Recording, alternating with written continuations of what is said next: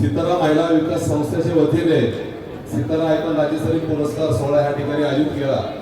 आल्यानंतर खरं आनंद वाटला की सर्व क्षेत्रातले सर्वत्र महिला इथं आल्या आणि एवढ्या मोठ्या प्रमाणामध्ये मला वाटतं महिलांचा सन्मान करण्याचं काम माझ्या भगिनी आणि त्यांच्या पूर्ण फाउंडेशन टीम करते।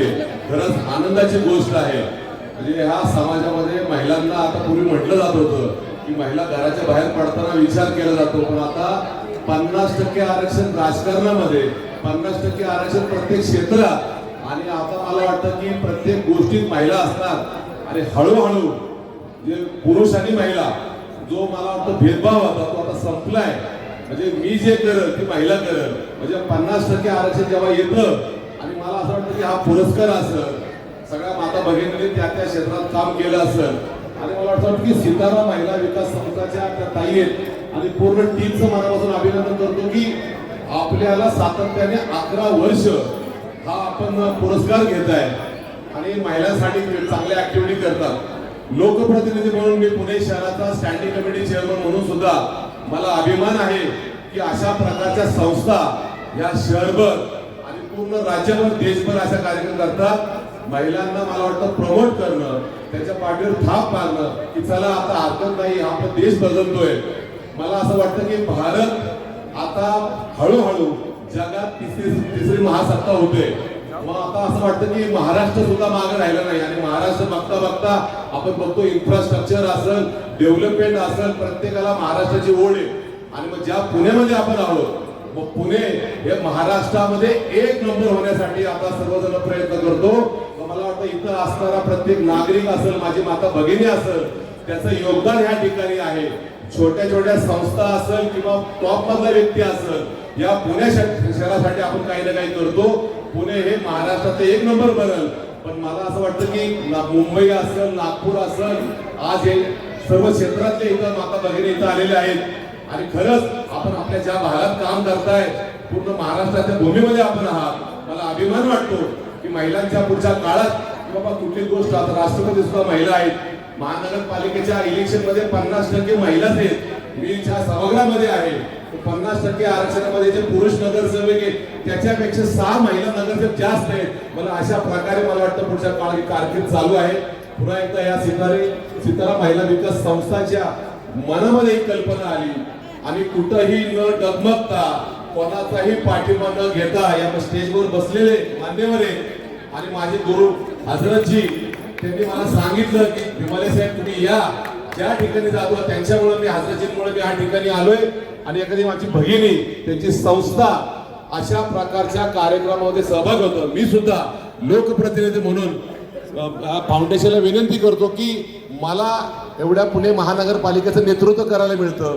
गेले 25 वर्ष नगरसेवक आहे। माझ्याकडनं सुद्धा काही समाजासाठी महिलांसाठी काही करता आलं तर मी नक्की करेल। तुमची आयडिया, तुमचं मनोधैर्य मला नक्कीच पुढच्या काळामध्ये प्रेरणा देणार आहे। मला वाटतं राजकारणाच्या माणसाच्या डोक्यामध्ये जर कल्पना आली तो देश बदलू शकतो, राज्य बदलू शकतो। मला असं वाटतं आपण या पुण्यातल्या माता भगिनी असेल, या राज्यातल्या माता भगिनींचा मी पुन्हा एकदा 8 मार्च जागतिक महिला दिनानिमित्त स्वागत करतो। आणि इथं उपस्थित जे मान्यवर आहेत, सर्व क्षेत्रातले टॉप लोक इथं आहेत आणि सर्वांचं नाव घेत नाही, पण पुन्हा एकदा हा कार्यक्रम, मला दिवसभर मी खूप कार्यक्रम केले, पण ह्या कार्यक्रमाने मला प्रेरणा मिळाली, ताकद मिळाली, आल्यानंतर उत्साह वाटतो। या कार्यक्रमात अजिबात मलगरं वाटत नाहीये।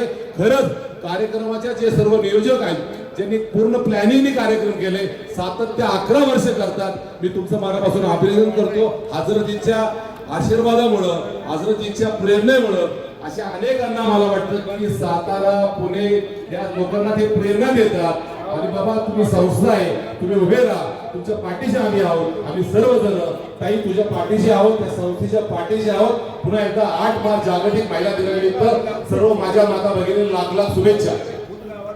थँक्यू सर, अत्यंत स्पष्टपणे आणि खरं बोललात म्हणून पुन्हा भांडी करणारी आहे। तिने आम्हाला ज्या पद्धतीने घडवलं, जे संस्कार दिले आणि ज्या पद्धतीने आमची अपब्रिंगिंग केली, त्यामुळं किंबहुना तुमच्यातलाच तुमचा एक भाऊ अशा पद्धतीने इथं येऊन समाजाला रिप्रेझेंट करू शकला। मग आजच्या या दिवशी जेव्हा स्त्री शक्तीचा जागर होतोय आणि स्त्रीच्या आपण म्हणतो ना की स्त्रीनेच आम्हाला जन्माला घातलंय, तुम्हालाही जन्माला घातलंय.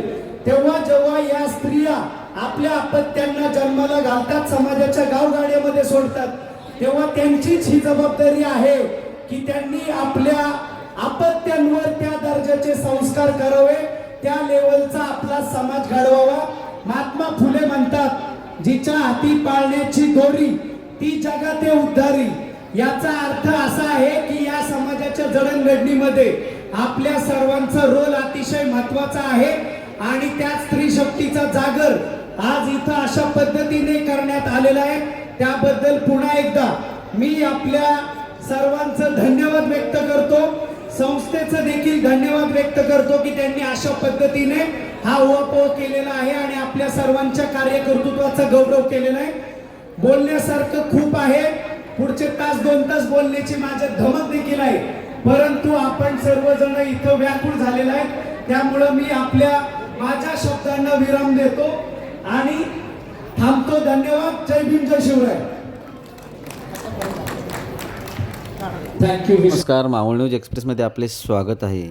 आमच्या चॅनेलला लाईक करा, सबस्क्राईब करा आणि शेअर करा. सो आयशा सादिक तांबोळी, संस्थापिका, अध्यक्ष, आयोजिका, सितारा महिला बचत गट महासंघ, सितारा महिला विकास संस्था, सितारा महिला गृह उद्योग यांनी त्यांच्या 11व्या वर्धापना दिनानिमित्त, महिला दिनानिमित्त जो कार्यक्रम ठेवला, दिग्गज मान्यवरांना किंवा ज्या सामाजिक क्षेत्रात किंवा वारकरी क्षेत्रात किंवा राजकीय क्षेत्रात जे काम करतात त्यांचा सत्कार, लहान मुलांचा, मुलींचा सत्कार व ज्या गृहिणी महिला आहेत त्यांचा सत्कार, ज्या वेगवेगळ्या क्षेत्रामध्ये काम करतात आपल्या पुणे जिल्ह्यातल्या, मावळातल्या, इतर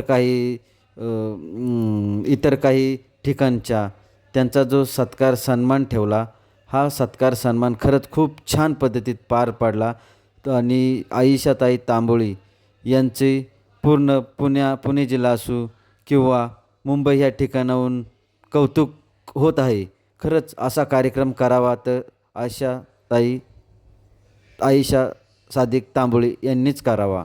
खरंच खूप छान. तृप्तीताई देसाईंनी ही त्यांचे कौतुक केले व आपले जे पोलीस अधिकारी आंदळकर साहेब आहे त्यांनी पण त्यांचे कौतुक केले. अशा बरेच मान्यवरांनी त्यांचं कौतुक केलं की खरंच खूप छान कार्यक्रम झाला. कार्यक्रम करावा तर आयशा सादिक तांबोळी यांनीच.